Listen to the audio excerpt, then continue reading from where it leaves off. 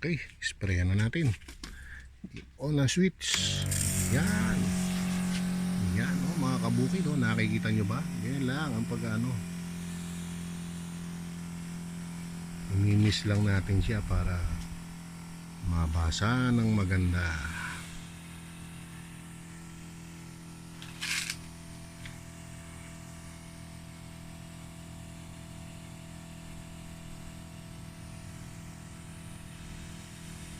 Ano lang mga kabukid, ang gagamitin natin ay yung tubig na ano na kung meron tayong tubig na galing ng deep well, mas maganda. Kung ang tubig naman natin ay nawasa o kaya itong mga chlorinated, yung kinochlorine nila, ang mga tubig natin, yung kinocure muna nila, dinidisinfect bago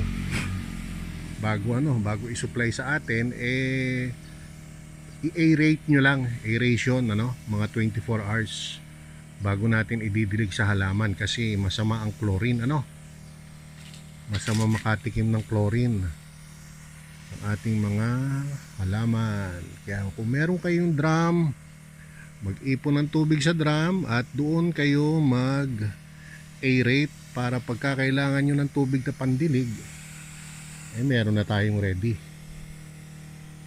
Ayan, ganyan lang yan mga kabukid. Imimis-mis lang natin, di ba? Para hindi ma-disturb yung ating ipinunlang buto sa ating soil medium. Yan. Yan. Okay. Naubusan tayo ng ng karga sa tangke, so ituloy natin ang ating pagdidilig. Yan.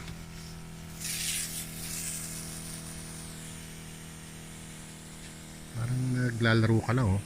Ayan, oh, di ba? Shower lang siya, oh.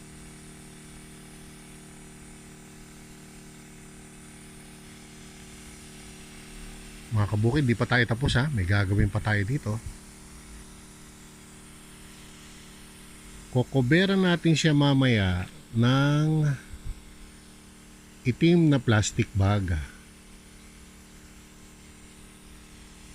Ang purpose nun, para hindi siya makatanggap muna ng sunlight, at the same time, kasi silyado yon, magkikreate yun ng sarili niya moisture, napapatak ng papatak dito sa soil medium natin, na magpapanatiling basa yung pawis ng plastic.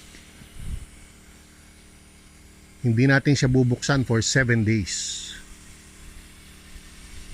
Pagbukas natin, saka natin siya paaarawan, at dyan makikita nyo, saka siya magsisimulang lumabas yung pinaka niya, yung pinaka seedling niya.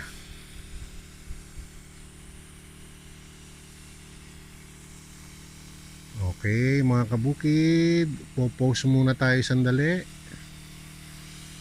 para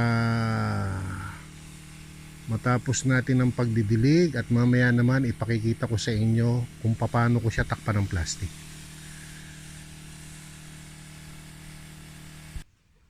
Ayan mga kabukid, resume tayo.